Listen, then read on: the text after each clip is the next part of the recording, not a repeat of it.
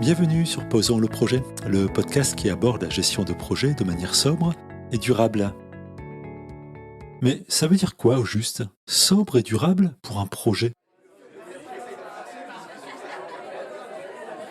Je fais une pause sur la programmation initiale avec cet épisode hors série, pour vous proposer de revenir sur ces notions importantes qui ont été l'objet de pas mal de questions à l'issue des précédentes publications.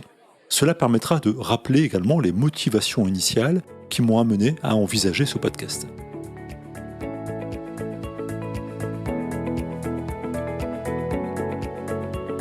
Pourquoi envisager la sobriété en gestion de projet ?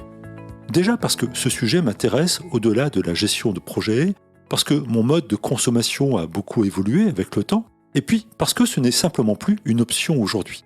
Sur la gestion de projet en particulier, nous pouvons constater, sans faire d'analyse bien complexe, que la sobriété n'est pas toujours au rendez-vous. Il y a régulièrement exagération sur les véritables exigences, si tant est que celles-ci soient priorisées. Tout cela entraîne forcément des dépenses de moyens et d'énergie non justifiées, pas très bénéfiques pour les délais, pour l'entreprise, les collaborateurs et pour la planète. Alors t'attends quoi pour dire stop ? Et gestion de projet durable, me direz-vous. Je lisais récemment un article sur le stress en environnement de projet qui m'interpellait. Du coup, de clic en clic, pour en savoir un peu plus, je découvrais l'INRS et aussi l'ANACT, des instituts et agences nationales qui interviennent sur les conditions de travail, sur le stress et ses effets. Je tombais même sur une formation sur la gestion du stress au travail afin d'acquérir des techniques de détente physique et mentale.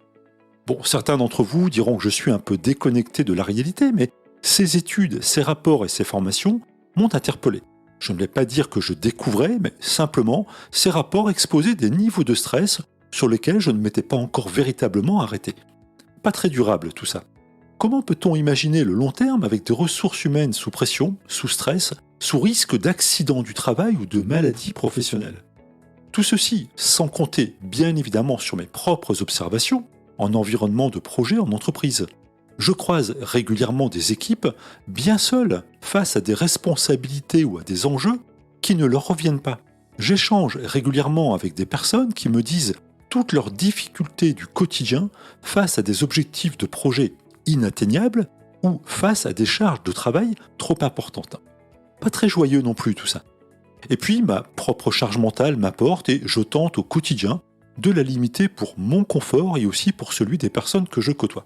C'est donc un sujet de mon quotidien. Ça te fait rire ? Ben non, mais parce que t'es un peu énervé là quand même. Alors, où se situe ma proposition ou ma réflexion sur ces deux caractéristiques de la gestion de projet ? Commençons par la gestion de projet sobre. Si vous avez suivi les épisodes précédents de ce podcast, vous avez noté l'importance donnée à une bonne expression des besoins et un dimensionnement juste du livrable de projet. Elle est là, la sobriété. C'est une question d'alignement de la réponse avec une demande correctement exprimée et pleinement justifiée.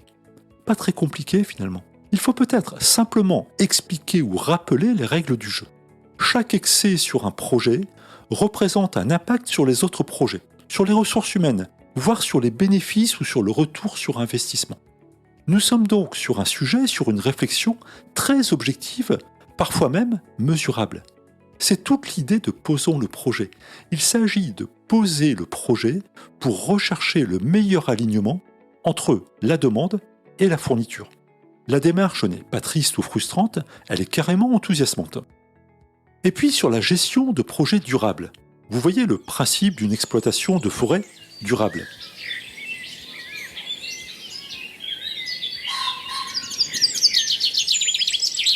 C'est une manière de gérer la forêt en conciliant les dimensions économiques, environnementales et sociales. Ramenés à la gestion de projet, assurons cette durabilité à l'organisation et aux ressources humaines. En quelque sorte, je souhaite qu'à l'issue de mon projet, les ressources humaines soient toujours aussi enthousiastes pour s'engager sur un nouveau projet. Si ce n'est pas durable, la forêt disparaît. Si ce n'est pas durable, il en va de même pour mes collaborateurs. L'idée est donc de proposer un environnement de gestion de projet au sein duquel j'apporte de la valeur Je progresse, je m'épanouis, j'ai envie de m'engager. Qui en profitera ? Le collaborateur, bien évidemment, mais aussi l'organisation tout entière qui sera plus engagée, plus créative, plus efficace, en meilleure santé, un peu comme notre forêt. Je suis vraiment convaincu qu'une gestion de projet sobre et durable, c'est possible. Avec bien évidemment la perspective d'un projet performant et bénéfique.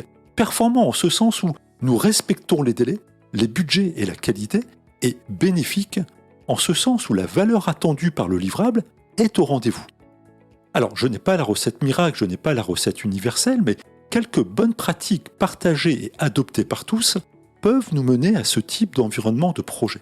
C'est la proposition de valeur de Posons le projet pour partager des pratiques destinées à soutenir la performance du projet tout en limitant les excès et en respectant les ressources humaines.